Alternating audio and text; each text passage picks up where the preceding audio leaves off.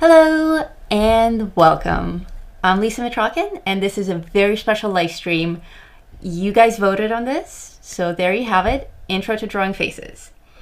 I ran a poll in my Facebook group, Tom, which the link for that is in the video description below. So if you're not already a member of Tom, you should come and join us because we have a ton of fun, and my Tom members decide a great deal of my YouTube content, like this stream today.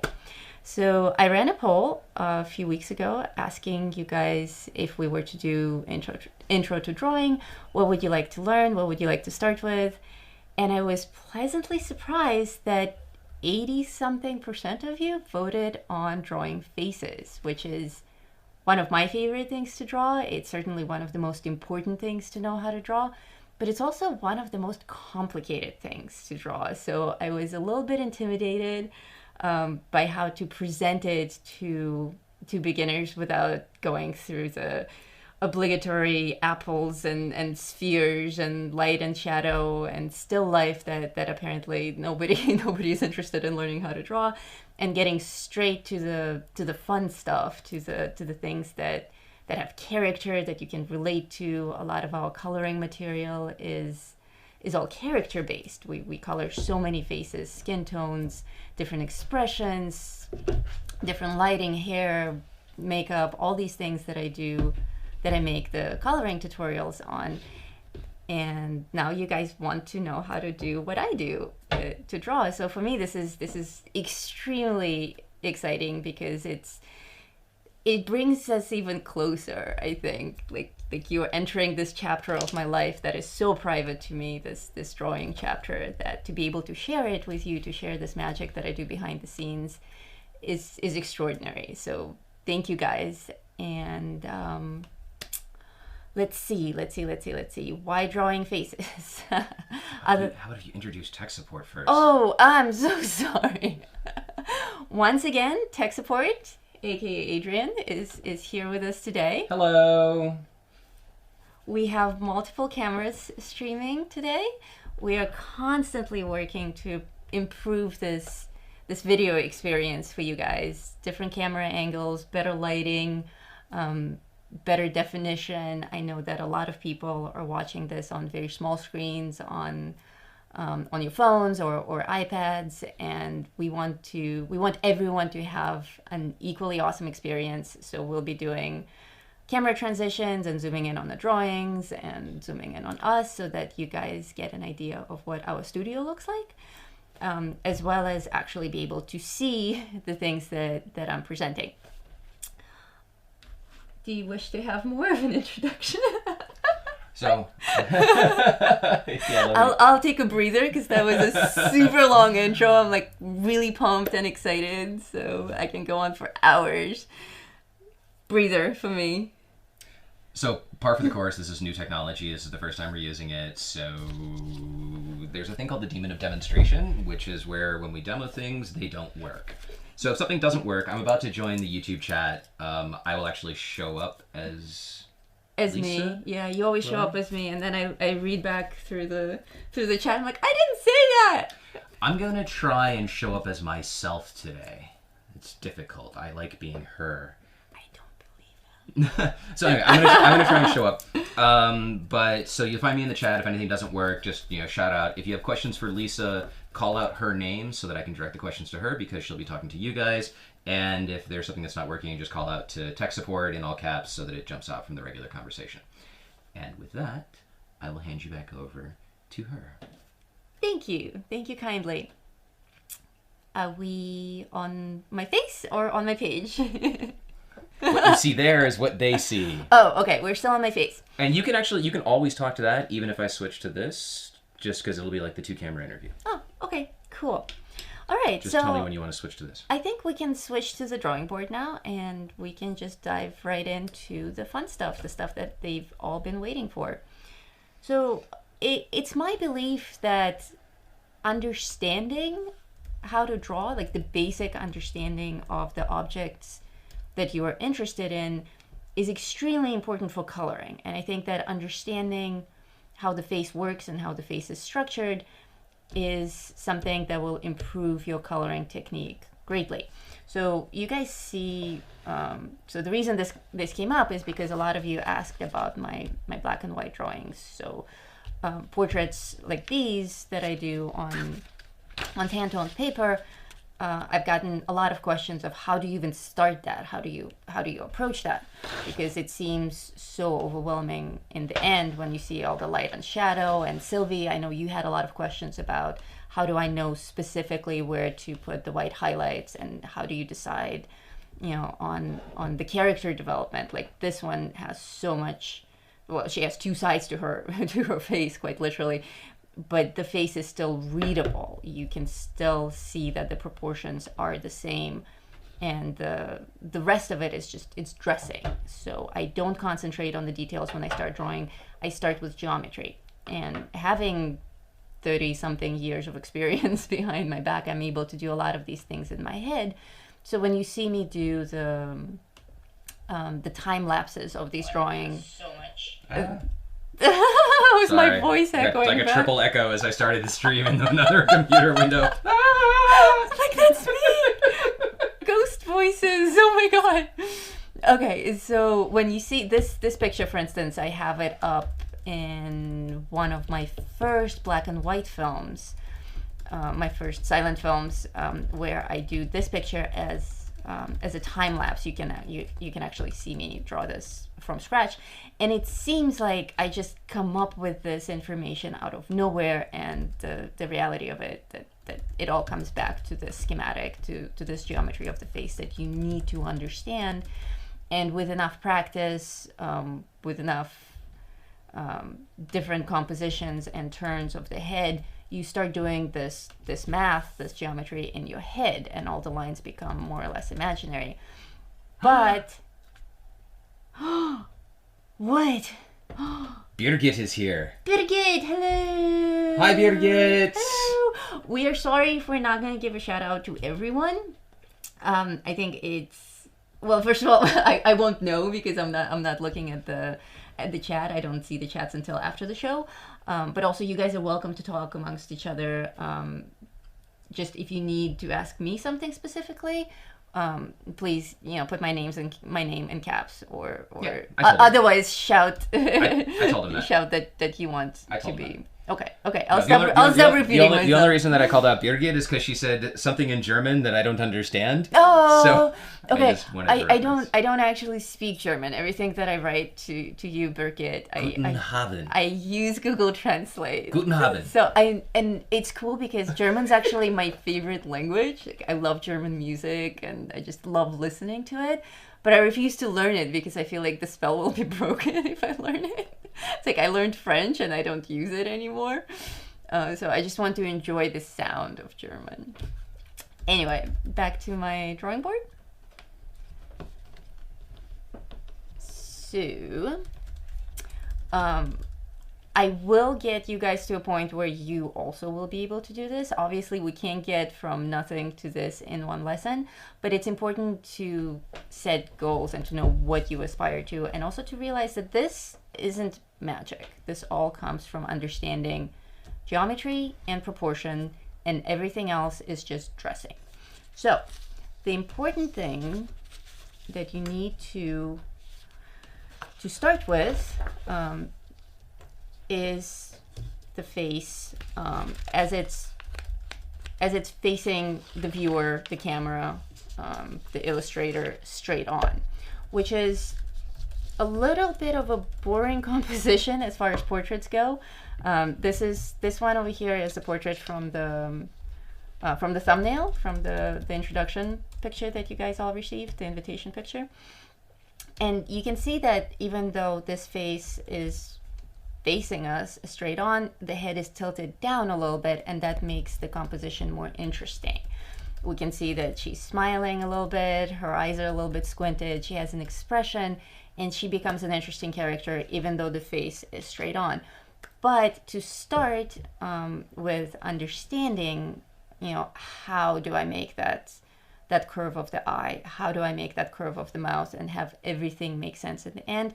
You first need to understand the really boring, straight on expression, which never happens in real life. This is like your your passport photo that everyone hates, or your driver's license photo, is the only occasion where you will ever look this way at the camera. However, they do it for a reason in passport photos and in driver's license photos, because that's the expression, that's the view that shows you the exact proportion of the face that can be recognized. And you've probably seen videos or, drawings in art books that show you the schematics with the first draw a circle, then draw a straight line, then draw a circle underneath a circle. And those are true. They do all work, and we'll certainly deal a little bit with circles today. But just learning them for the sake of repeating them doesn't give you anything. It doesn't get you any closer to really understanding the structure of the face. So before we get to these are the circles that you must draw in order to compose a face, we first need to understand what's underneath the face, and that is the skull. So understanding what the structure of the head is will open up your mind to knowing where to place the eyes, where to place the nose, where to place the lips. Because the main problem that people have with drawing faces is that we're so emotionally attached to faces. That's what we respond to, that's what we look at when we talk to people. And that's really our 90% of how we define a person, is by responding to their face, by reacting to their face. So to us, a face is such an abstract concept that we forget that when you draw a portrait, you actually have to consider the entire head as a whole. But the face is a very small part of the head. For instance, I have this doll head as my guest on the show today, and this is a baby doll face, so it's not perfectly proportionate to the adult human face that we'll be working on today, but it still gives you an idea of how big of a portion of the head is the skull, the cranium. And then you have your eyes kind of in the center of the head and the mouth underneath. So the face part is just this little itty bitty little thing that's attached to the base of the skull. And once you understand that, once you start thinking about the face as just this one part of a three-dimensional object, then you'll be able to do the turn of the head, the tilt of the head down or up, or turning left to right. You will understand that better, and then you'll be able to place the eyes and the nose and the mouth where they belong. Are you using some kind of special paper? I am not using any kind of a special paper. Actually, these sketches that I did are just regular printing paper that I just got out of the printer this morning and made these sketches for you guys. This one that I did on gray paper is the toned gray paper that I often use in my coloring tutorials. I don't think I have a link for that paper in the video description, but I will add one. But I will add one after the show, and it's in all my other videos. Like if you look at any video description where I draw on toned paper, it's that.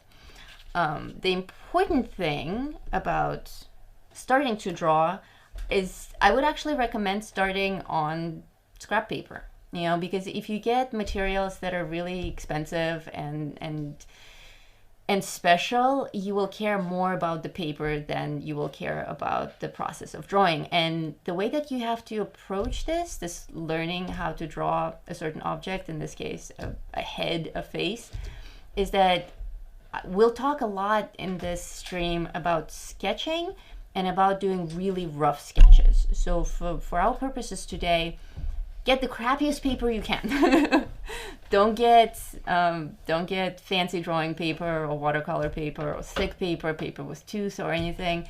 Just something that you have an abundance of, that you can put a lot of it in the trash, because we'll be making a lot of rough sketches that will not end up being the final project, because you don't get from this to this in just one drawing. We'll first have to make a lot of really rough practice things. It's like a sandbox, So yes, for my final work, I do use fancy paper, but for sketching and demonstration, just printer paper. Was that an actual question from someone? That was an actual question. Or you just wanted to know if I'm stealing printer paper? Well, the printer is in my room, so periodically it makes noise. Like I'll be in a conference call and suddenly something will start printing. I'm like, what? Would you like some strawberry kombucha? I would love some strawberry kombucha. Thank you. Also, Ralph has shown up and said that he just got back from the hospital. So. What happened? Oh, well, come on. It's going to take him like 15 minutes to answer that. Let's see. Let's switch to this so that people can see you drinking strawberry kombucha. Cheers. Ralph, tell us what happened and I'll fill Lisa in. Yeah, I hope you're okay, mate. And thank you for being here, even though you've apparently been in a brawl or something. That's commitment. That is commitment. And if you have a cast, I want to see a picture of it. Okay, so the skull. Let's see. This one is I've made everything in several versions for this stream. Some sketches I made intentionally much darker so that you guys can see them on camera, especially for those of you viewing this on mobile devices. But in reality, I work with sketches that are a lot lighter. And the way that you make your sketches lighter or darker is by using either lighter pressure of pencil on your actual page. You can do all of this that I'm about to show you with just a single 2B pencil. Like any pencil that you have laying around from like office supplies or just, you know, your kid's pencil or whatever. You can do all of this with a single pencil. However, when you start sketching professionally and we get into more details on how to apply layers to a pencil drawing, it is best to get a set of pencils that, for instance, this is one of mine, that's at least 8 pencils large and has and varies with an HB pencil in the middle, going to 2B, 4B, 6B, 8B to the right, and FH, 2H to the left. And that is the hardness of your pencil. These guys on the left of the set, they barely make any marks at all. They're very hard, like actually physically hard to the touch, and they make extremely light marks. When you sketch with a pencil like this, which is what I did in this example here, you leave such light marks that by the time that you move on to your softest and darkest pencil, these original marks will pretty much erase themselves. You don't need to rely on an eraser. Actually, the eraser is not your friend. I will say this over and over again. When learning how to draw, when starting your sketching practice, don't erase at all. Just make marks over the marks that you already have. And that serves two purposes. First, you see the adjustments that you made. So you see the progress that you're making, and that's very important. And second, is you don't fuss over the lines, you're actually building the structure. All right, let's take me back to the skull. So understanding that the face is looking at us, we have an imaginary vertical line, which I suggest that you actually mark on your page when you start drawing. You don't need to copy the drawing of the skull. This is just to explain to you where the placement is coming from. So always start with either an imaginary vertical line or actually a lightly sketched vertical line. You can use a ruler if you want, although I don't think it's necessary. You can just freehand it. Another simple tip for making a vertical center line is just to fold your page in half. Vertical line! Vertical line! Vertical line! Fold it. If you guys were at our last stream, you'll know why we scream vertical all the time. Foxtail, the vertical dog. Foxtail, the vertical dog. So you can just fold your page in half. This one already has a drawing on it, so my line won't actually line up with my real center line. But folding the page will give you that imaginary line if you don't want to actually draw on your page. Which, in my case, I don't want the folded line, so I'll just bring it back. So, understanding that the two sides of the skull are more or less symmetrical. Remember that no face and no skull is actually 100% symmetrical, but you want to go for believable symmetry. So for instance, these eye sockets are more or less the same size, even though in shape they differ a little bit. The teeth, of course, are never perfectly symmetrical or straight on anyone.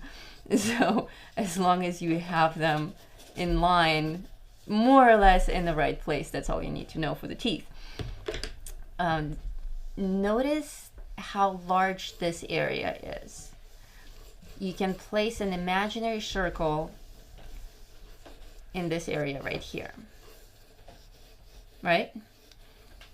So that's the circle that all those art books start you with. That's the reason that it's there. And I think that understanding why you're doing it is very important. You know, don't just draw two circles and all of a sudden you have a picture of a face. It's there for a reason. This is the reason. So that's this area right here. Of course, in reality, we have skin and hair going over this area on the top. So when you're drawing human people that are not skeletal, this part up here will be a little bit taller because of the skin and the hair. So it's actually will be a little bit of an oval. And see how roughly I'm sketching this. This is about learning structure. It's not about jumping straight to this. So we start with the oval. And this area here will have the cheekbones. Sometimes they're more pronounced, sometimes they're a little bit less pronounced. That's the part where you define the character's look. But we'll start with more common, more basic. Like if you take a photo of every single person on the planet and just layer them over each other, the image that you will get, the standard human face, this is what we'll start learning from. And of course, understanding that the eye sockets are quite large and very symmetrical. The eyeball will be more or less in this area right here. So instead of starting a drawing with the eye, you know, a lot of people think that this is the eye. That's not the eye. That's the eyelid covering a portion of the eye. That's the bottom eyelid covering a portion of the eye, and there's your pupil. But the mistake that people make is that they start a portrait by, even if they do this whole outline of the face, they will then start adding eyes that look like this little almond shape with a circle in the middle, which is a mistake. You should first map out where the eyeballs go. You have to make sure that the distance between them is the same from the center line, here and here, to assure that proportion. And then afterwards, let me take you to yet another sketch. I made a lot of sketches for you guys. I stayed up last night making most of these, and then the skulls I did this morning. So after you have your oval of the top of the head and your center line, if you take the top of the head and the bottom of the chin, find the midpoint. Like actually eyeball it or take a ruler and find a place right in the middle. And that's the place right here. That's the place between your eyes where the nose turns into the forehead, is the exact middle of your face if you're looking straight at the camera. So mark that point. That's your single most important point in portrait drawing. That will establish the whole face. And obviously when the head, see, this is the center line. Like I can measure this distance on my face and it's the same distance to the top of my head. It's the same thing on this doll, even though it's all distorted and baby-like, it still follows the same proportions. This distance is the same as that distance. This right here is the center of the face, which is really mind-blowing, because suddenly you realize that most of the face is actually below that center line. You know, your eyes are right on the center line and everything else is below it. So that's the first thing that you need to understand in terms of proportions. And once you got that center line, mark actual round eyeballs where they will go. And that will serve two purposes. First, it will assure you that this distance is equal to that distance and your eyes are symmetrically placed. And second, putting it as a whole eyeball will give you an idea of where to put the top of the eyelid, because that's another thing that people just kind of arbitrarily place here or here or here, and you're just guessing, like, where is this line coming from? What if it was a little higher? What if it was a little bit lower? Would it still be believable? How do I know where to place it? I know that because I actually sketch out, even when doing something like this, I very lightly sketch the entire sphere of an eyeball. And the very top of it is that nice crease that we get on the eyelid. So again, understanding the basic anatomy of the face helps you place these lines. And we're working with a neutral expression, very basic expression. So once we grasp that, then we can start altering, like eyebrows up, eyebrows down, squinty eyes, crying eyes, happy eyes, smiling mouth, teeth showing, whatever. But first, this. So person looking straight forward, we'll have our pupil here, and now we can add the actual shape of the eye. Could be halfway open like this, could be a very narrow eye, but it doesn't change the shape of the pupil, it doesn't change the shape of the eyeball. If the eye is very narrow like this, like if she's squinting, we'll probably get more definition underneath it. Like if she's giving you the stink eye, you have this kind of a bag underneath, or it could be a very wide open eye. But again, I'm working around that eyeball. Could be a very wide open eye. And also knowing where your eyeball is, you can change the direction of the pupil. If she's looking up, it will go up here. If she's looking down, it will go down here. But don't just arbitrarily place pupils in that little almond shape. So the eyes are the single most important thing on drawing faces, but it's also important to get them to be symmetrical, which in this drawing they're suddenly not, because I was explaining the difference between them. So we'll scrap this and we'll go back to my main one. Okay, so understanding where the eyes are and how the shape is created, why it's the shape that it is, then suddenly when we're tilting the head, like with my doll, we can see that this straight line that goes across suddenly becomes a curved line here, because the face is no longer looking forward, it's looking a little bit down. So if I was to actually draw a line on my doll and then tilt the head down, we would see that it would be like a semicircle. So in drawing a face that's facing down, you would sketch it the same way. Remember that the size of the head doesn't change, even though the face is slightly tilted. This is still going to be your top line, and this is still going to be your bottom line. But this curve will now be more prominent. It's not going to be a straight line anymore. But I'm getting carried away. The passport photo first. So, looking at our skull again. Looking at our skull again and building the face, we have the giant circle. We have the eyeballs. The nose is probably the single most difficult thing to draw, so we'll skip it for now and we'll give it a jaw. And some people do, when they sketch faces, they'll do a second circle here, like a smaller one, underneath the big one, but it's not really a circle. I find that it's more important to establish the chin. So like this kind of oval circular area on the front. And the jaw usually has this kind of a squared off turn to it. That's more natural than just giving a circle underneath the circle, I think. You can certainly start this with an oval and then square off the jaw a little bit, but I think you can just jump straight to it. I mean, we know what jaws look like. We know that they're not actually circular. So make sure that the bottom of your main sphere ends up kind of in this area between the lip and the nose, right here. And that will give you an idea for where to place your nose. Goes here. And for the nose, I like to start with the tip. So mark up, again, this is super exaggerated. I made these lines very, very thick so that you guys can see it on camera. When I'm sketching in real life, I'm sketching very, very lightly. So actually, let me start a brand new one so you guys can see this thing come to life for the first time. So it's not just hypothetical. Okay, so working with the same structure, will establish the oval, the main oval of the cranium. And there's my center line. Always have a center line because you're dealing with symmetry. You'll still have a center line if the head is turned. But for instance, if you look at my face right now, wait, can they see my face on a small picture or no?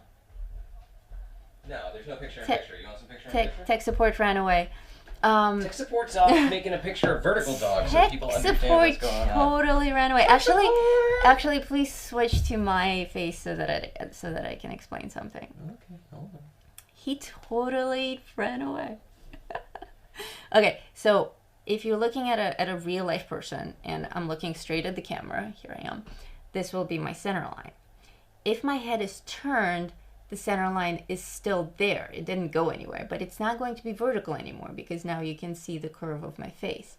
So it's only straight when it's facing straight. Same thing with this line across my eyes. This is literally the center of my face. This distance here is the same as this distance up there. And with that being my center line, the distance between the center and the beginning of this eye is the same as the distance here. Ideally, if you're more or less symmetrical. So this vertical line is only vertical if I'm facing straight. As soon as I start turning, it becomes more oval shape as it's forming the shape of my face. The same thing with the horizontal lines. This line across my eyes is only straight when I'm looking directly at the camera, at you. But if I'm tilting my head down, you see that the line, the imaginary line, suddenly becomes more of a curve. And the same way, if I'm looking up, it becomes more of a curve this way because this whole thing is more or less a sphere. So always try to imagine the face that you're drawing in 3D.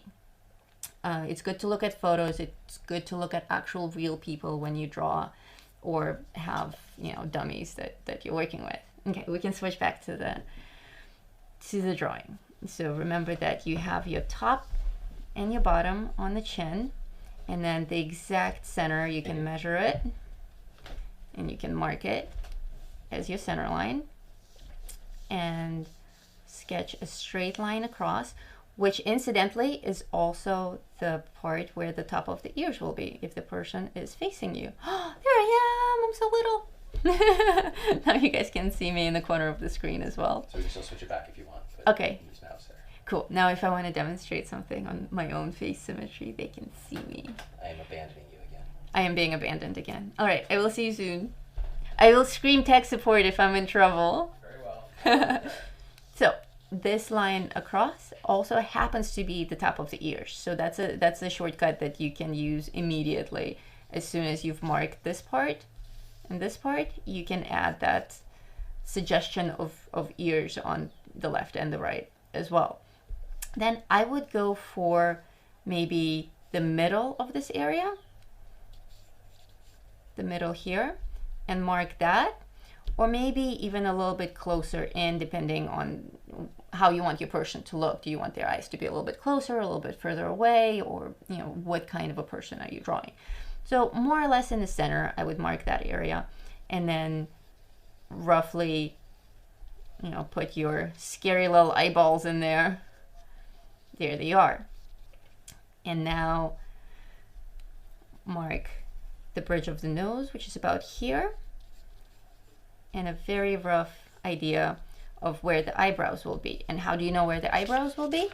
They will be at the top of your eye socket that's on the skull. You can actually feel it. You can feel that underneath the eyebrows, your sockets are kind of sunken, and above the eyebrows you have the actual skull. So imagining what the skull of this person will look like with a giant eye socket right here, the eyebrow line will be in this area. And of course, the rest of it is cosmetic. The way that the eyebrow is shaped is specific to the person, but you want to make sure that it's in the right area, that they're not up here or down here. and certainly moving them. And that's how expression works. That's how expression becomes recognizable, is if the eyebrows are too low. It's not because the person is shaped funny. We all have the same skeletal structure. But as soon as you bring that eyebrow down here, you know that the person is frowning, because that's not a natural position of the eyebrow. Or if it's way up here and shaped maybe like that, you know that the person is surprised, or maybe this is a cartoon drawing of a person. And I know I said not to use an eraser, but I will erase this part because it's for a demo, and I don't need. I'm not a liar. I'm an artist. I bend the truth a little bit, and all artists are hypocrites anyway. A lot of the things that I teach them, I don't do myself. That's not true. That's not okay. Now I'm lying about lying. Okay. Now I'm lying about lying. There are the responsibility of the artist to interpret reality as necessary for the moment. How's that? Yes, I like that. You may be my spokesperson. I work in marketing. That's true. Yes, that's very good. No, well, the thing is that a lot of these things you will practice when you're starting out, when you're beginning, and you have to go through the steps. It's like exercise. You can't start running 10 miles on day one. You have to start with shorter bursts and doing stretches and whatnot before you can run a marathon or something. It's the same thing. You can't just jump into a professional grade portrait without understanding this stuff, and you can't understand it unless you actually take a lot of scrap paper and make these very rough sketches so that your hand is more loose, so that you're more comfortable making these rough lines. And they have to be rough, because if I'm trying to make this a very straight line, I'm concentrating too much on the little detail of making it straight, and the whole thing won't fit together. It's best to actually literally physically sit further back from your page. Like, I'm at an arm's length from my page right now, because that gives I'm moving my arm from my shoulder. My arm is moving freely, my wrist is moving freely. It doesn't matter that this line is a little bit jagged and I have line going over line. What matters is that I built a structure that makes geometrical sense. Okay, so we got the eyebrows more or less in place. They'll be here. We have our eyeballs. We can now add the shape of the eye. Let's say that it's here. You have somebody new in the live stream. Oh, who is it? Who is it? This individual is named Epic Art. Epic Art. Hello. I don't think I know you. Nope. But welcome. It's great to have you here. Epic Art is new here. Wonderful. All right, so we have, well, if you have any questions, feel free to post them and I will answer them as soon as they get to me. Okay, so we got the shape of the eye. And now, because we drew the eyeballs in there, we know where the top of the eyelid will go. And it will go about here. Ralph says artists don't lie, they just color. I like that. That's really good. Yeah, I color things, including the truth. I really like that. I want that on a t-shirt. I need to find a way to get t-shirts printed. I have so many great ideas. Okay. So we have our... Oh, did he ever say what happened to him? Did he get run over by a truck or a dragon or? He is having his gallbladder removed. Oh. Wait, can you even live without it? Yeah, totally. Gallbladder's like, it's one of those optional pieces of body things. If you get shot in it, you're fine. You just right. Walk it off. It's just a flesh wound. Okay, so we established our eyes. Depending on how squinty or how tired this individual is, we may want to mark the lower eyelid as well. Everyone always forgets about this part, but we actually have the top eyelid and the bottom eyelid, and that's how Wait, this... What, you have two eyelids? I have two eyelids on every eye. I am an alien. Martian, in fact. You just speak Martian. I just speak Martian. You gotta explain that too. We do. Let me get through the eyelids first, and then you can explain Martian. Yeah. So people do forget that. We think that and I'm guilty of this as well when I draw. So it's good to revisit the basics, because for me it's also extremely good exercise. You should never stop practicing and sketching and doodling, no matter what level of experience you have.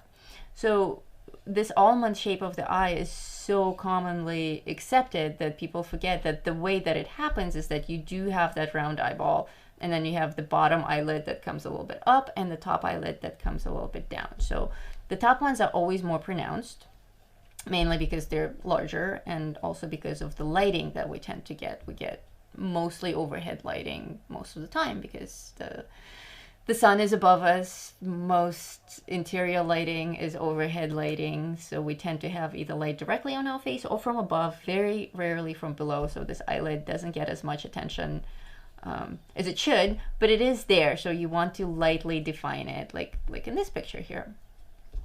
All right, tell them about Martian. You can switch to us, maybe? Yeah, sure. First of all, this is... Oh, actually, how do I drag this to there?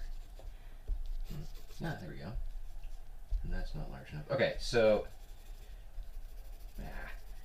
I'll just do some basic shading here while I figure out how to work my software. While you figure out how to work your software. Hang on. This is, we don't want that. We do want that. There we go. Save. So, first of all, that's Vertical Dog. Oh, Vertical Dog! Foxtail. This is Foxtail asking nicely if he can go to bed. He does this every night at 8 o'clock when he's a house dog, and he does it by sitting up on his rear little butt like a meerkat. Starts out as a shake and then a second paw, and then he sits back and he makes this face like a dog who's been taxidermied.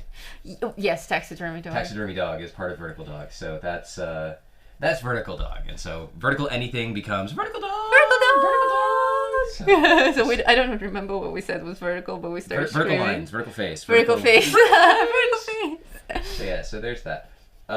As far as Martian, switch my software back here. Martian. I'm not even in the image.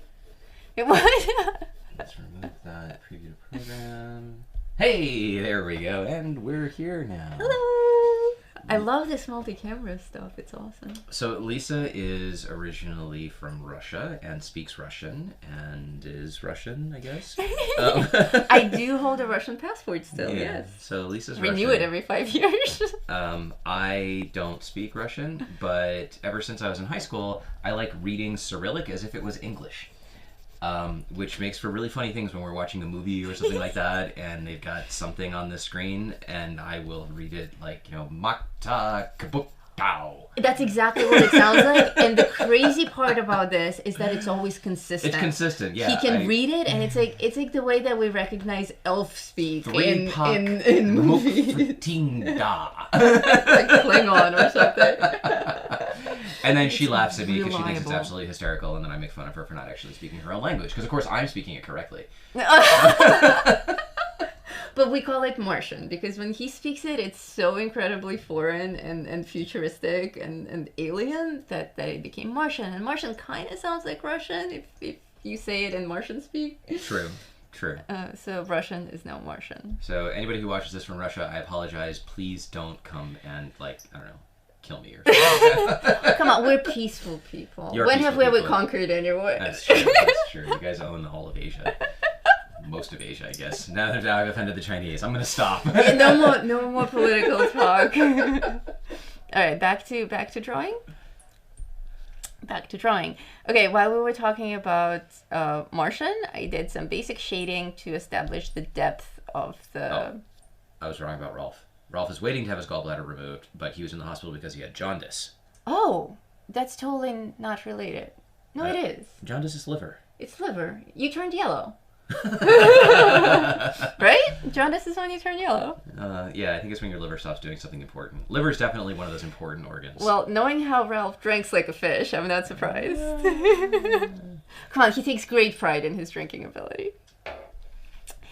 Anyway, back to our faces. He's probably proud of the liver failure. I think that's cirrhosis. That's different. Okay, so back to the face. We've established.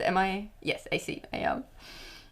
We've established the shape of the eye, and we've established that our eye socket is more or less in this area on both sides, and that gives you the guidelines for these lines under the bridge of the nose and under the eye. The reason that this line is here, the reason that we often get shadows here, or actually extra lighting if it's overhead lighting, is because of this part of the eye socket, and you can feel it on your face where the bone is further in front and where the bone ends, and that's this line over here.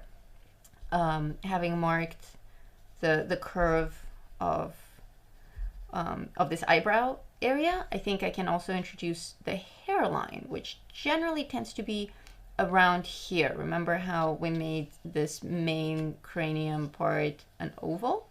Well, if you come down about, let's see, about a quarter from the top, and obviously it can be higher or it can be lower depending on the person, because everyone's hairline is totally different. You know, it could be a receding hairline, it could be a really low hairline, it could be a widow's peak. But more or less in this area is your hairline, so you can generally mark it off for future reference. So even if you're doing things that are more complicated, like locks of hair falling over her face, you know where the base of the hair is, and that would be your center point for the hair. So you know that the lock will be coming from here. So even if it's hanging down, that's where it all originates from. So again, understanding the structure and why it's there is extremely important. And then you can play with variation and change the hairstyle and so on. But having the basic information down is important. Somebody is here for the first time. Hello again. Welcome. Rebel Rogue, who found you through the steampunk event. Rogue, welcome. I know Rogue. Yes, we met through the steampunk event, and it's wonderful. It was such a successful event, and I made so many new friends and group members. It was incredible. Lots of like-minded people, very artistic people. Awesome event. Welcome to the show, Rogue. All right, so we have the hairline, we have the eyes, we have the center part.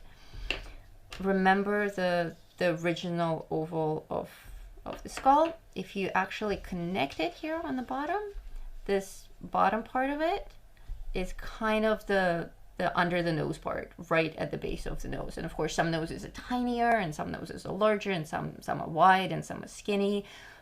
But generally, remember that in our skull, the opening for the nasal cavity is this little triangle right here. So that will be true for everyone. Everyone will have this area where the base of the nose is growing out of. And this is the absolute lowest part that you can go, and around here will be the absolute highest. So we'll stay in the safe area for our very generic face.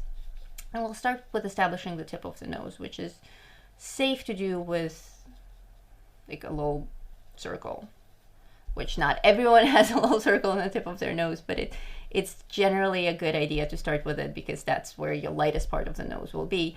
And then 2 smaller circles for establishing the nostrils. And where the smaller circle meets the larger circle, that's the nostril part. So I have a question. Yes. I see you sketching stuff, and your sketching is like super beautiful and super light and totally like invisible. And whenever I try and sketch stuff lightly, it becomes immediately permanent. I'm wondering, do you use like a super hard pencil, or is there some magic trick so that you can not be drawing permanently? That is an excellent question, and we'll have you draw something. I'm not drawing anything this time. No, you said you would draw during every. Okay. Well, let me first. That is an excellent question. That is a very common question because a lot of people are afraid of sketching because they're like, well, now I made all these marks, and you know, what do I do with them? Do I erase them? Like you tell me to make all these marks, but you also tell me not to use the eraser. So what's the deal? The deal is work with a harder pencil. If you have, there's another set that I have here that has 14 pencils. The one that I'm working with has 8, and I'm working with the middle one with a 2B or an HB. What am I working with? I'm a liar again. I'm working with something totally different for demonstration purposes. But I would generally sketch with something on the lower end towards the middle. These pencils are harder and they leave very light marks. These light marks are so dainty that they will practically erase themselves by the time that you get to harder pencils. But what if I use like a number 2 pencil from school? Number 2 pencil from school is actually the single universal pencil to use on everything. Number 2 pencil, there we all have them. All these sets come with a 2B pencil. That's the number 2 pencil from school. And this pencil is excellent because it's right in the middle of the spectrum. So you can, with applying more pressure, you can get the really, really dark marks. And applying very light pressure, like you're barely grazing the surface. If you're working with just a single 2B pencil, then your sketch marks, let's make another circle here, should just be very, very light. You're barely touching the surface. Like, what can I compare this to? You don't wear makeup, so I can compare it to a makeup brush. This is YouTube. This channel's not for children. Here, give me your hand. What? Give me your hand. What? Give me hold the pencil. I'm not even right-handed. I know. I know, you're left-handed. Feel the pressure on the page. No, I don't feel anything. You don't feel anything? No. That's good. When you're sketching, you're not supposed to feel any pressure on the page. As opposed to this. Oh yeah, I feel that. You feel that? Yeah. That's making a hard line. That's totally how I draw. That's how you draw. When you sketch, you barely touch it. Barely touch it. And then at the end, like if I made, let's just make a vertical line. Vertical line! If I make a vertical line and then I go over the vertical line with a thicker line, then the thicker line will just cover the sketch marks. And it doesn't matter that you see a little bit of them on the sides. It actually gives it more of that sketchy drawing feel that everyone likes. Okay. So it's absolutely okay to have them there. Okay. So practice. If you had to choose one pencil, go for 2B or H to do your sketching. If you have pencils that are softer, therefore darker, then just work with applying very light pressure. But ideally, you should get a set that has a lot of different hardness in the set, and you start with the ones on the B side, and those are the hardest ones. And you can tell, you don't need to memorize this. You can take them out and try them on paper, and they're very obviously different. And then your final lines are with darker pencils. And of course, you can also use an eraser in the very end to take those sketch marks away. But I like to keep them. All right, so the nose. We established the tip over here, and also making these little sketch lines allows you to adjust. Like if I want to bring this nose a little bit higher, I can just add more sketch marks to keep raising it and then adjusting this bottom part. And of course, we always get a little shadow under the nose, so even though you've added a lot of sketch marks, you can keep them and just turn them into that shadow that's under the nose. And shape the wings, put the nostrils more or less here, and then bring it straight up, just straight up to where the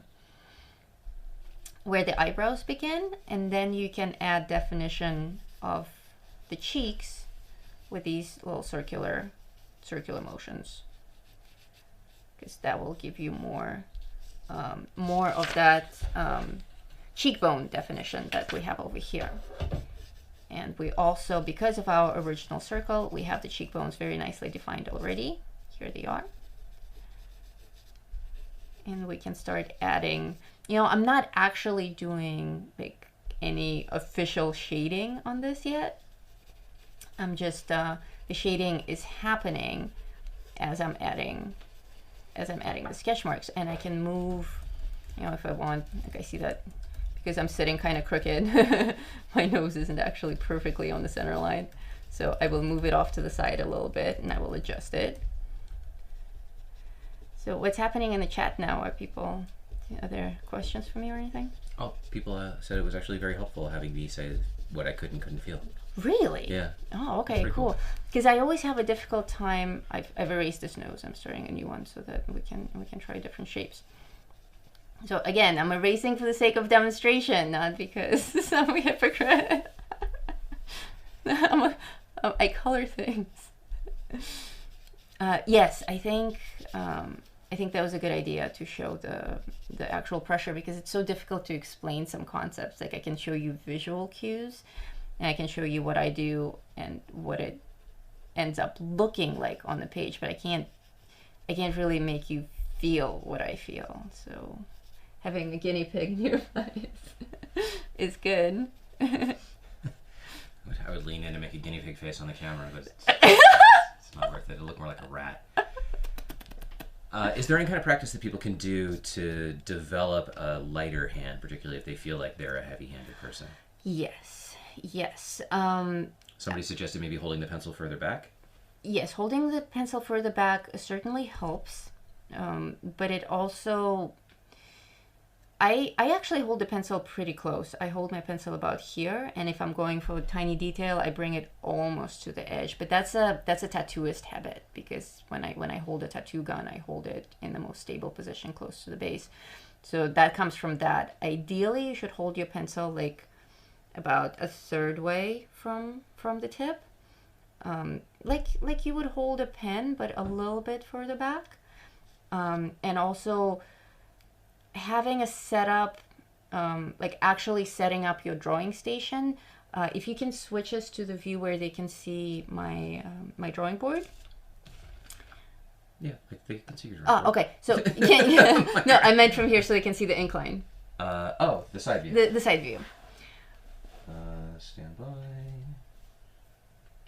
They can't really see. They can't really see it. But hang on. Oh, maybe I can hold it up. No. Everything's all gently and delicately positioned. Hang on, we're at 18 Okay. millimeters. No, right don't. Okay. Now they can see it. Okay, so the board that I'm working on, I've assembled myself from scrap wood from the garden, has quite a significant incline. How many degrees would you say this is from the table? 40. 40-ish. Yeah. You want me to go get a And no, it's okay. So having an incline and having something that's at a distance, because a big problem that we have when drawing is that we like to be comfortable, of course. So a lot of times people will hold a folder or something and put a page on it, and sit back on a couch with your little folder, or sit over a table with your page, and we lean so close over it, and we're so fixated on the details that we're not really allowing the distance between us and the drawing to use all the muscles that you have in this tool. And you really need to use your entire arm. The exercises that I will show you are mainly physical exercises for learning how to use your wrist, your elbow, and your shoulder, and not just the tips of your fingers, because you're really limiting yourself when you're holding the page this close and drawing like this. It's cool for coloring because you have all the lines there already, but when you're creating a picture from scratch, you need to create distance. Like, you see how far my arm is from the page. An incline is good. If it's too vertical, it's a little awkward on the wrist, but if it's like a 45-degree angle from where you're seated or standing, is ideal. And at this distance, I am working like my whole arm is loose. You're not supposed to drag your hand on the page, but it's actually okay to start with. Any art teacher would slap your wrist for resting your arm on your hand on the page. But to start with, really, whatever makes you comfortable, because going from nothing to this is a big step. Like, your muscles are not developed for that yet. So as long as you can keep the distance, like full arm's distance between your shoulder and the page, you can start by resting your hand, but resting it lightly and only in parts where you need to make the marks, but then move it around all the time. But ideally, you want to get to the point where you're holding your pencil about a third of the way from the tip, and you're never putting your hand on the page. You're just drawing these lines. And the best way to practice that, because pencils are so sharp, and they're really designed for detail, not for broad strokes. So the way to get over that is to work with something, with a medium that's more bulky and chunky, like charcoal sticks. To start your exercises, get something that's in stick form, that you can actually hold, like a chalk, or a crayon. Pastels are good for that. Like something that's like the white charcoal if you're drawing on darker paper. And don't actually sharpen it. Keep it in a stick form, because you want to focus more on the shape than on the details. So doing those exercises, the very first shape that you should be practicing drawing is a circle, because a lot of the structures that we build up are originally based on a circle, like this face. If you're not able to sketch this first oval circle of the cranium, you won't be able to continue. There's no point in placing the eyes in the right place if you don't have the symmetry.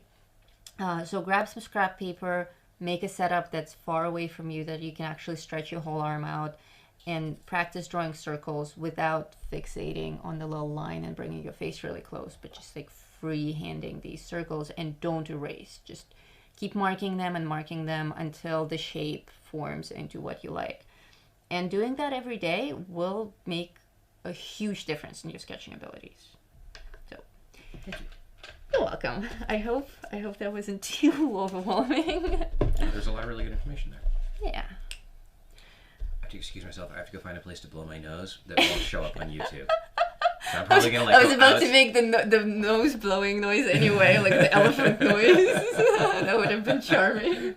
I already made the rat face in the camera. We have really sensitive audio equipment, so I'm literally probably gonna go grab a tissue box and like go outside to the aviary. Yeah, my nose. Probably. They can probably hear Kevin, actually. They can probably hear. On one of the other streams, I asked them if they could hear him, and they said they could. Yeah. And also that time when I asked if they could hear the dogs, I later looked through later people started saying, yeah, we heard them. No. I'm like, oh, I'm sorry. I'm like, no, we like the dogs. Okay, so we'll do the... Watch out for elephants. We'll do the mouth part next. Okay, so we've and we'll do, don't worry, we will do specific lessons that after we've gotten the basics of the face structure, of the geometry. We'll do individual lessons on the details of the eye and how to build up noses, like different nose structures and expressions, lips, hair, whatever. But not all in good time. We don't want to rush it. I don't want to confuse you with different types of nose structures at this stage of our drawing evolution. At first, we just need to understand where things are and why they're there. So, you may see these lines on the side of like when we smile, we get the lines under our cheeks, like under the nose wings. Like, why are they there? They're there because we have all this meat of the cheeks in this area right here. And that brings us back to Sylvie's question of, how do I know where to place my light and shadow?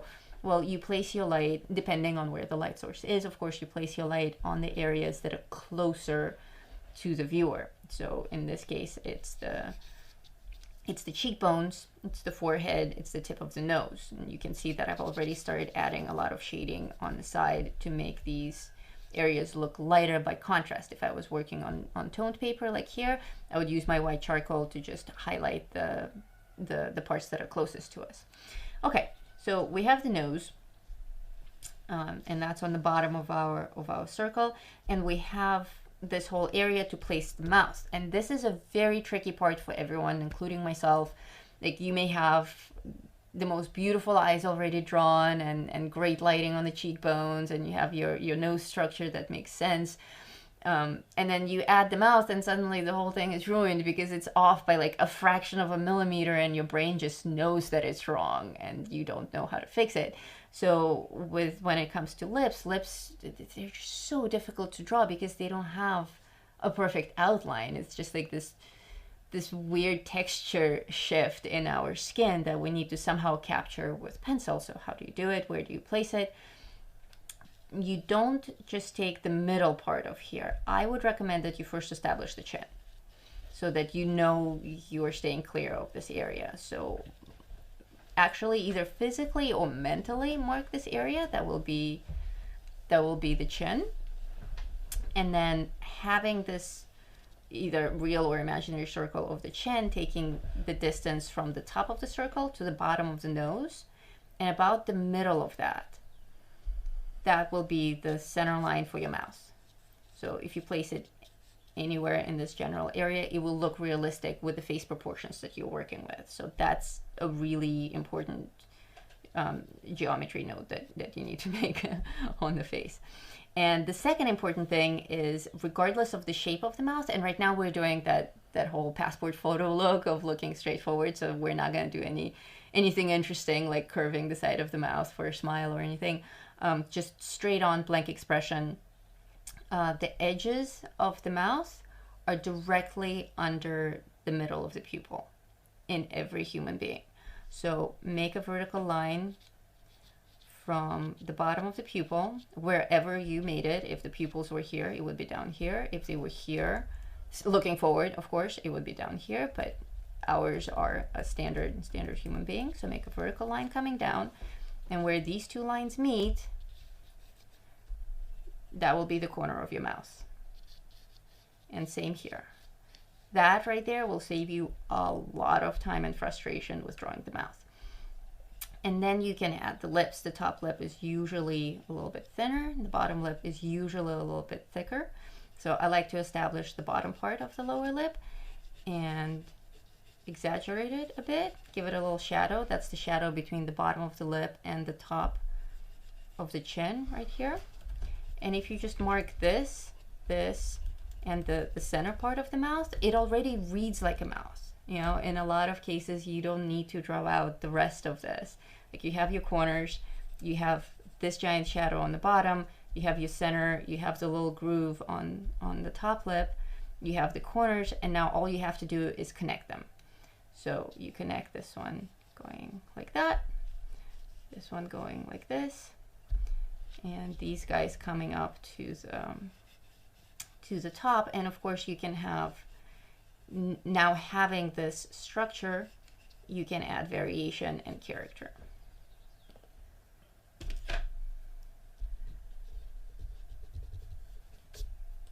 What's happening? I'm taking a picture. Oh, I'm so suspicious, like something's happening. Okay, so, couple of things. Thing number one, have you ever used a compost to make circles? A what? Compost? C-O-M-P-O-S? A compass. Compass. Sorry. Yeah. My bad. A compass. A compass. Yes. Obviously, that's the way to make a perfect circle, but you really want to avoid that when drawing portraits. Compasses are for graphing, and we're not graphing, we're drawing. So it's important to learn to draw the circles. If you can't draw a circle freehand, and I'm not talking about the perfect circle drawn in a single straight perfect line, you can spend an hour working out your circle with sketch marks and adjustments, but you need to be able to draw it on your own, because if you can't have that control of your wrist to make a circle, you won't be able to do the rest of this stuff. So yes, you can take a compass, and it's this guy. You put a point in the center of the page, and, right. and you swing it around. Right. So for geometry, like if I was drawing architecture and I had a rose window, I would absolutely use a compass, because it needs to be perfect geometry. With organic things like faces, eyeballs, animals, even still life, I would never use a compass any more than I would use a ruler, because organic things don't look that way. Like the skull, the human skull isn't perfect. It's not a circle. Like the actual edges of the skull are kind of off, and even like these eye sockets, you see how the shape is completely not circular. So actually having that imperfection in geometry in the face, like slight imperfection, comes across as more organic, as more natural. Like nothing on our faces is perfectly geometrical. Like you can tell, like if you look at digital art, you can see the difference between like the actually painted art versus vector art, where the vectors are so flawless that it obviously comes across as not an organic, not a natural human being. Or if you look at like computer generated graphics for video games, they're almost real, but not really. You can tell that they're fake because there's too much perfection. So I would definitely recommend that you do not use a compass, even for marking the center of the face. It's better to go through stages of having really crooked faces so that you know how to fix them than to take that shortcut. Question number 2. This one's from me. Ah. She's starting to look like Kate Blanchett. She is. I think it's the lips. From you, do tell. Do you think that maybe the reason that nobody's actually seen aliens is because the people who have seen aliens just didn't know how to draw? And that they don't actually look anything like what those pictures look like? The thought has occurred to me. I'm like, maybe they just look like human beings, but whoever normal tried to draw people, them. but they're like, giant head, crazy sideways eyes. It may be. Actually, some of the like animal drawings that people had in original biology books, like when people were just discovering the different species of like the platypus and whatever, the adventurers on their ships that would go to different places. And before we had photography, scientists would also have to be artists. They had to know how to draw, so they would draw the plant and animal species that they discover, and some of them are incredibly accurate, but some of them are just ridiculous. Yeah. Like now that we know those species, we know that they don't look like that at all. How much time do we actually have? I have no idea how long I just took. You've been going for an hour and 11 minutes. An hour and 11 minutes. That's really good. Yeah. We're going to try to keep this under 2 hours because I think... we are going to keep this under 2 hours. Because batteries. Yeah, because the batteries are going to run out. Actually, she looks incredibly like her. It's fascinating. So this live stream's title is changing to How to Draw Kate Blanchett. Kate Blanchett, I am really sorry. No, it's good. I didn't mean to. But I think she has one of the most beautiful faces. Like very, even though it's not like classical beauty of a face, but like the way that her eyes are perfectly almond shaped and just the symmetry of her face when she's looking forward, plus all the amazing expressions that she's capable of. It's just I really love her. So I don't mind my drawing looking like her at all. Would you like a drink? I would love a drink. I'm actually... I just took another breathing break because I can feel my voice starting to break.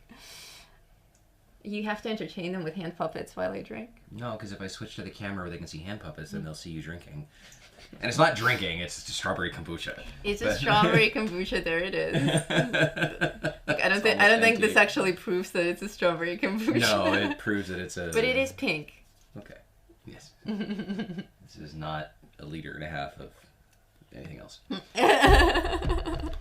Okay, so I think we can be done with Kate here. I think she served us well, and we got most of the geometry down. Are you still able to pull up that picture of the skull study on the screen? Yeah. Yeah, if you could, that would be wonderful. We'll do a final review of this, and then we'll do some sketching of different tilts of the head to give you an idea of what we have planned for the next session, and also a little bit about light direction, maybe. So this is going to look a little weird because it'll still be overlaid on top of your drawing board, but because I can't stretch it full screen. Would you like me to switch to it now? Yeah, go ahead.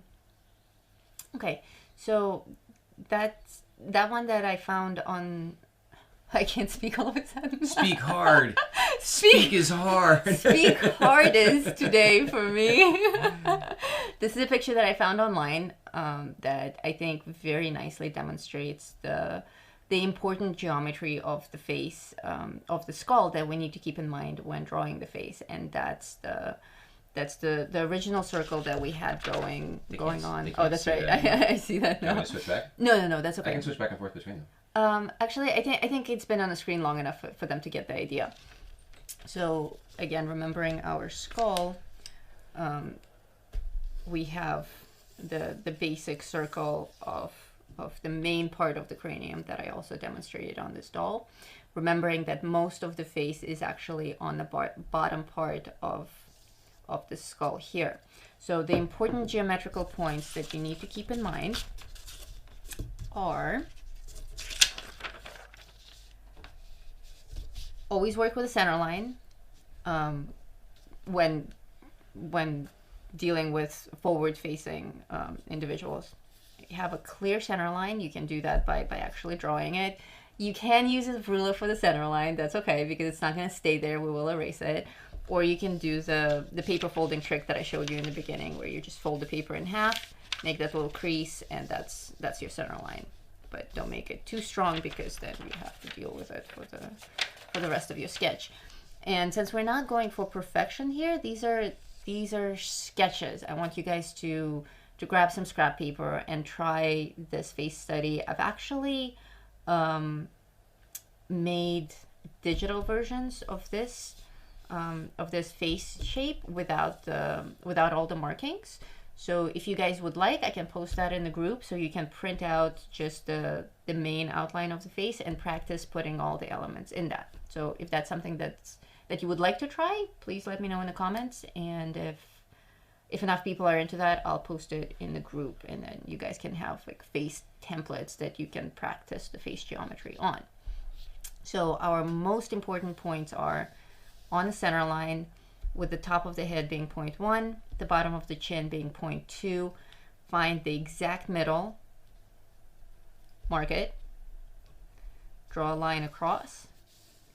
That's the line of your eyes, and also the tips of the ears. On the line of the eyes, find the center point from the edge of the face to the center, and that's the center of your eyeball.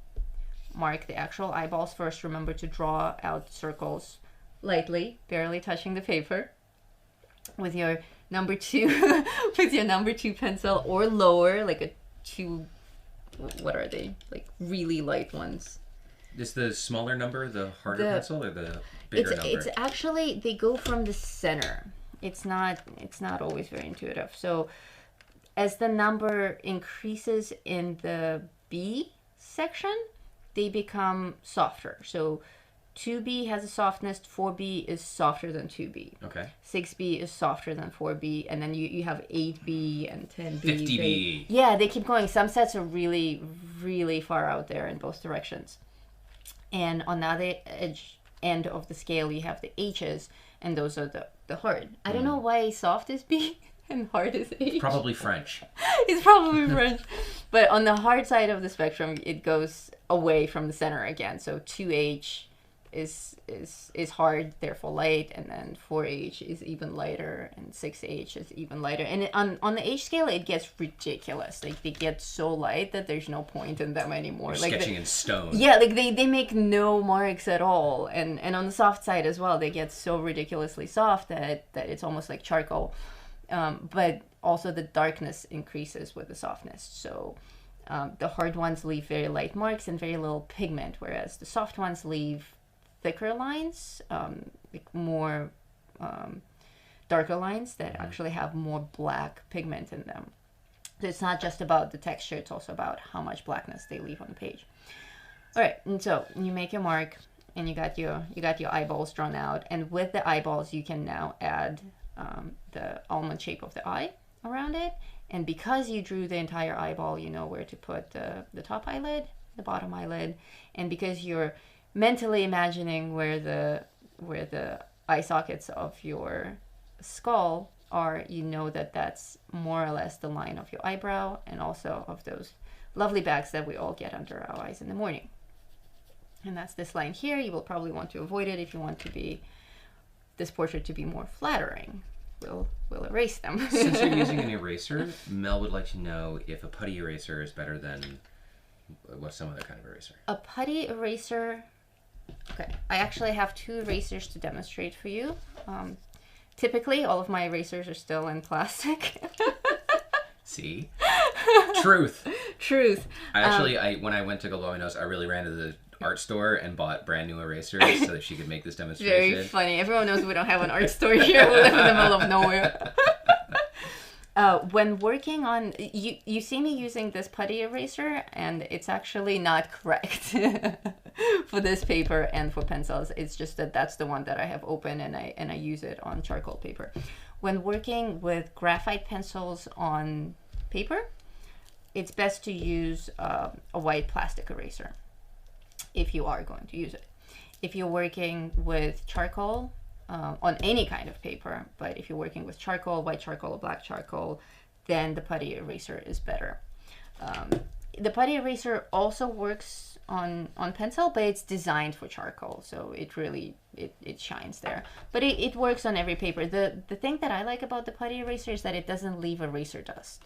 The way that it works is that you knead it. It's called a kneaded eraser, actually. But like this, because you need it. No, with a K. A kneaded. Oh, like a bread eraser. Like a bread eraser. Bread Because eraser. you need it, so you need it. The reason that it works is that it actually picks up the pigment. Here, I'm going to erase a part of this charcoal right here. It actually picks up the charcoal into itself, and it leaves no eraser dust on the page, and it's great for charcoal. And then you have to knead it back into itself because that black pigment has to go somewhere. Whereas with a plastic eraser, the way that it works is it scratches off the pigment that you left on the page. So the plastic eraser can make a bigger mess if you don't use it correctly, but it does generally work really well on graphite. But you do have to watch out for that eraser dust and find something like either lightly blow on the page to get the eraser dust off, or have like a feather or something to take it off, because a lot of times, because we get the eraser dust, we'll just run our hand across the page and then smudge everything. So watch out for that. But either one works. Okay, any more questions? No, it looks like Birgit has to go if you want to say goodbye. Who has to go? Birgit. Birgit, bye! Thank you for joining us. We're going to wrap this up shortly anyway, so I'm glad you were able to stay with us for most of the show. All right. So we got our eyes, we got the eye sockets. We remember to place the nose on the bottom part of the big circle. That's the bottom of the nose. Start building the nose by drawing the nose tip as a circle, and then you can add the other elements. And when it comes to the mouth, find the bottom of your chin, introduce the chin circle, and then the top of that circle to the bottom of the base of the nose, right in the middle between those two. That's the center of your mouth. The corners of the mouth are directly underneath the pupils. So as soon as you got those 3 points, you can add the top and the bottom lip, and that is your basic face geometry. So to practice starting to draw faces, you need to practice this a lot. So again, if you guys want, I'll put the practice page for you with just the face outline and center line, so that you can practice putting in the eyeballs and the nose and the mouth. We can certainly do that.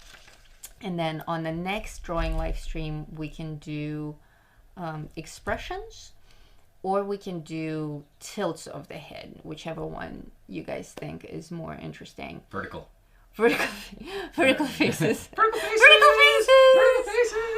I would recommend that we do tilts of the head first, and then introduce expressions. But either way is workable.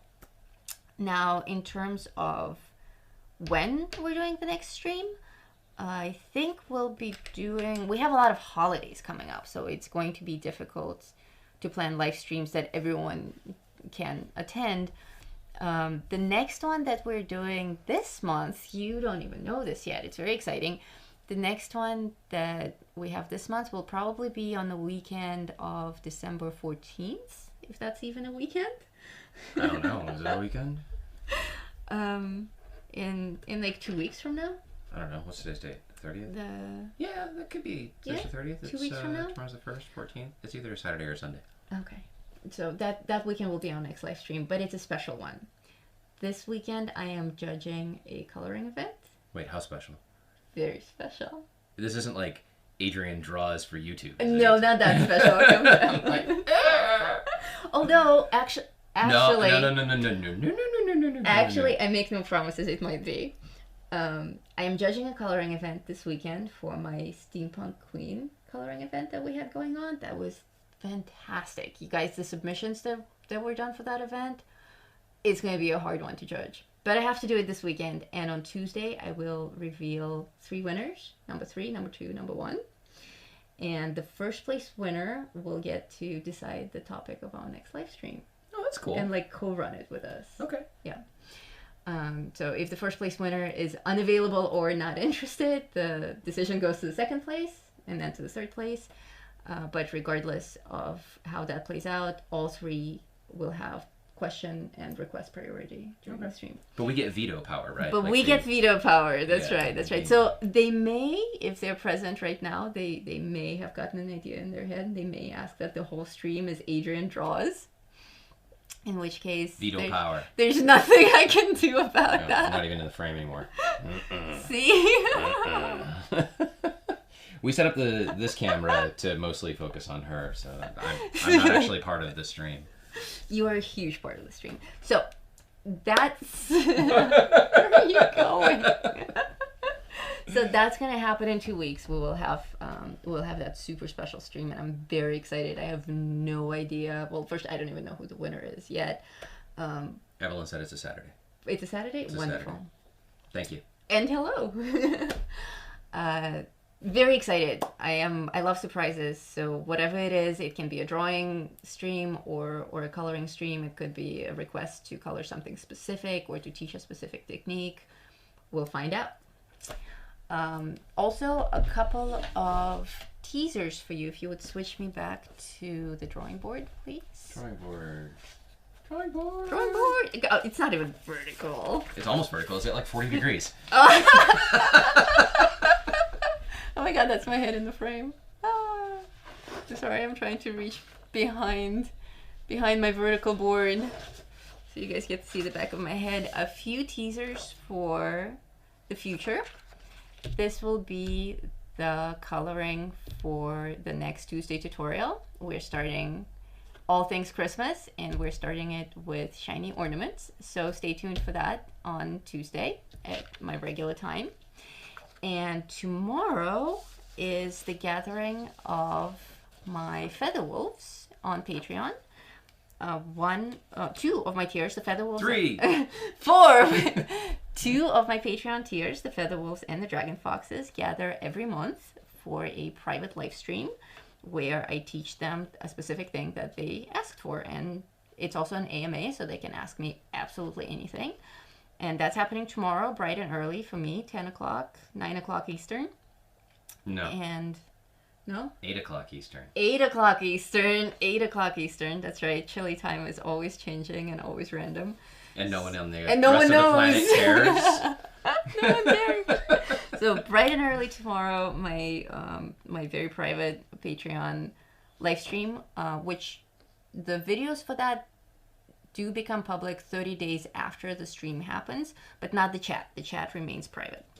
And we'll be doing gemstones by popular demand of my feather wolves. We'll be learning all about how to color gemstones. So Sam, Lori, Mel, Vanessa, Kevin, Evelyn, I will see you guys tomorrow, and we'll be doing nice and shiny gemstones.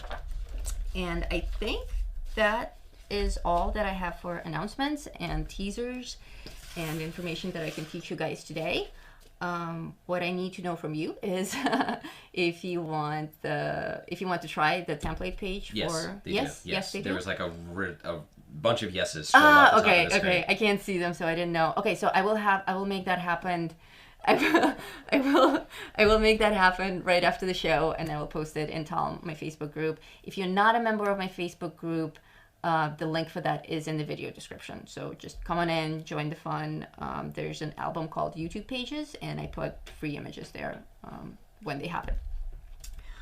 What else do I need to know from you? Oh, and in Talm, I will run a poll of whether you want the next drawing stream, which I guess will happen in January, since we're doing the special one in 2 weeks. So part 2 will probably be in January after the holiday madness is over. If you want to do it on different tilts of the head or on different facial expressions. We'll do both, just whichever order you prefer. So that's it for me. If you want to switch me to the big screen, and if anyone has any last minute questions. Last minute, yeah. Let's just open it up for questions for the next few minutes. If anybody has anything that they would like to know about what you learned today or anything else. Speak now or forever hold your peace. I'm looking for an emoji that indicates blushing. Maybe maybe scan through the... I know there's a little bit of a delay, so when we ask you questions... When we ask you questions, then we end the live stream right away. Then we end the live stream, that's right. Actually, I've done that before. I'm like, so does anyone have any questions? No? No? All right, goodbye. End. And then I look through the chat later. It's like, oh, I didn't see them. I'm sorry. Also, if you guys weren't able to join the live stream, if you're watching the recording of this, or if I didn't see your question, please just put it in the comments. And I do check them. I do get notifications for new comments. So if you comment on any of the videos that you weren't able to join live, or if your question wasn't answered, just put it in the comments and I will answer it. Or ask me in Facebook. People are saying, thank you. You're welcome. Cassandra said, sorry, missed the stream. But Cassandra, that's fine. It'll be a video in a minute and you can watch it at your leisure. Yeah, absolutely. I think right away, even when it's live, they can start watching it. That's true, yeah. They can scroll it. But they want the live I know. The live action is certainly fun. I wish I could be even more interactive where I can actually hear you guys, but that would just be madness, I think the chatting thing works well, especially if you have a beautiful assistant. Oh, come on. Not for children. Next time I'm going to come on, I'm going to be wearing one of Lisa's wigs. That's right, the curly one. And, I don't know. Anyway. I do want to see one of my wigs. No questions. No, there are questions. Oh. I'm not trying to get rid of you guys, I promise. And she's not trying to get me to wear a wig either. And, well. So, Pat would like to know, where do you get the inspirations for your drawings? Oh, the inspirations for my drawings. Well, it depends. Most of the time, my head is just filled with images. So the way that I like to describe it is that I draw what I see around me, literally. And when I started drawing, it was a lot of... I'm a very visual person. I've always been very visual since I can remember myself. And when I started drawing, I started just copying the things that I see. Like I would trace designs on furniture or wallpaper with my finger because I found them attractive. And then I got art books, and I would copy the drawings and the paintings of the masters that were there. And of course, it looked nothing like it, but it's how I got started. And I was just trying to copy what I see. And ultimately, that's what drawing is. It's like taking a photograph with your mind and then, transferring it onto paper. Everything that we draw is what we see. It's just that eventually, with enough practice and with a crazy imagination, your head gets filled up with all of these images that are all based on something that you've actually physically seen, that it's like a library of visual information, and I just pull out of it. I am constantly seeing things in shape and color, and when I am... I mean, if you guys ask me to draw something, then I draw from that visual library. But if I just draw for myself, it's usually based on something that has a strong emotional attachment, that I have a strong emotional attachment to. So, for instance, if I'm feeling very, very happy and excited, I will draw something that has a lot of energy. Like it will be like a really hyper dog having a good time and jumping around, and I will make it all fantasy-like and have the dog defy the laws of gravity completely, because those are the things that make me happy. Gravity-defying dogs, that is. We have one. We have one. So I hope that makes sense. I can certainly go on for hours about inspiration and where it comes from. And the truth is, I don't know. I just have a million images in my head. There's another question, but it's not drawing related. Oh, do ask. Evelyn would like to know about this. That is actually perfect timing. And I will not answer this question.